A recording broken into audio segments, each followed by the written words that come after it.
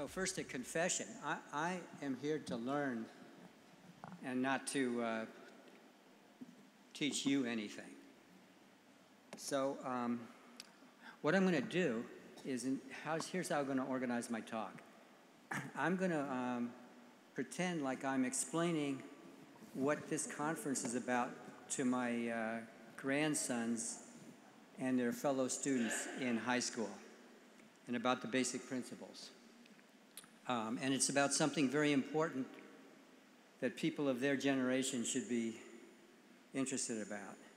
And it's about foundations of economics that the great thinkers like Karl Marx and others have thought about for a long time. So here we go. So the basic thing, what's being described very creatively by previous speakers, is about how markets, which are about voluntary exchanges of public goods, of private goods, can help us with preserving maritime resources. So there's a key problem which underlies virtually the entire endeavor, which is, it's called the tragedy of the commons. And if you ask who owns the ocean, there's two answers. It's everybody or nobody.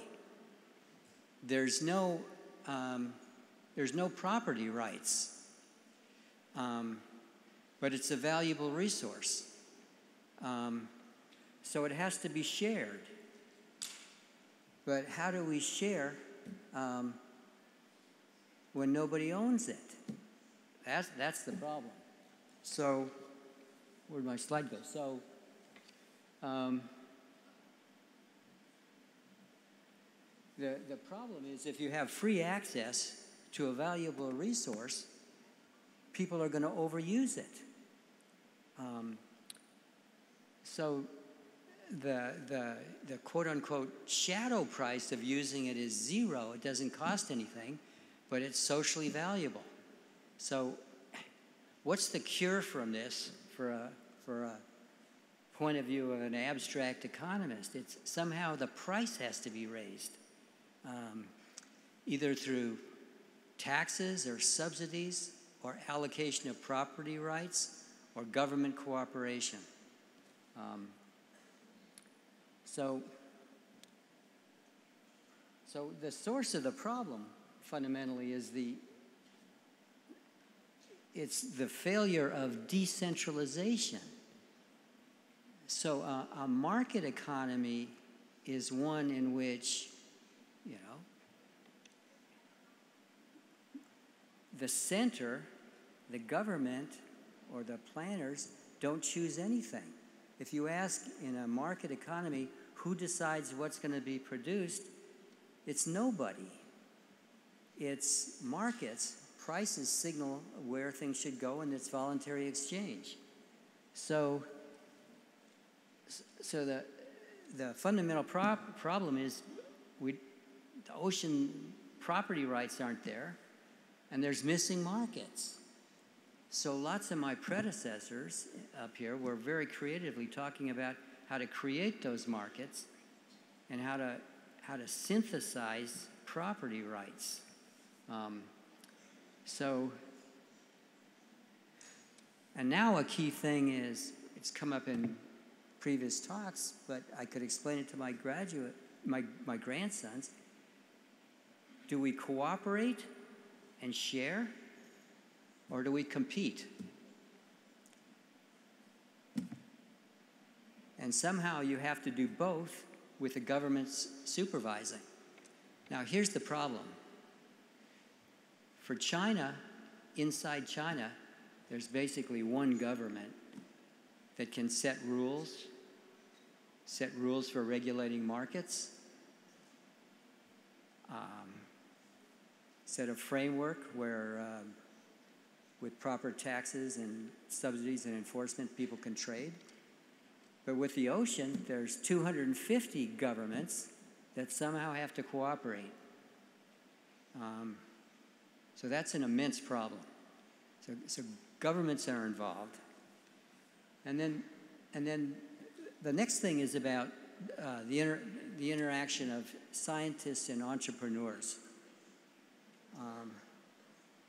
So scientists and entrepreneurs basically do the same thing. They create innovations, and innovations are surprises. They're things that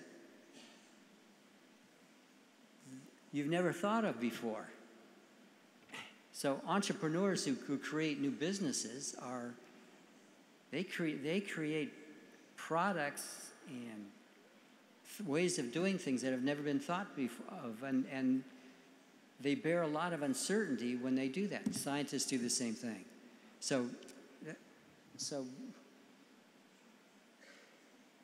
what I've been listening to in these talks is creative ideas where both scientists and entrepreneurs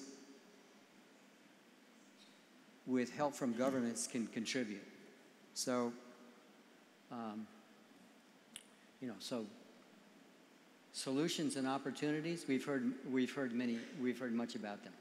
And then the final thing I'll say is there's efforts all over the world.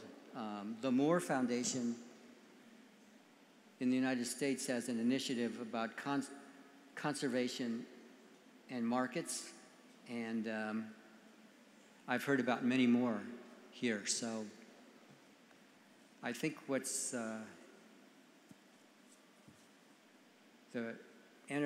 the activities that I've heard about today are a noble enterprise that I'd like to tell my grandsons to look at and participate in. Thank you.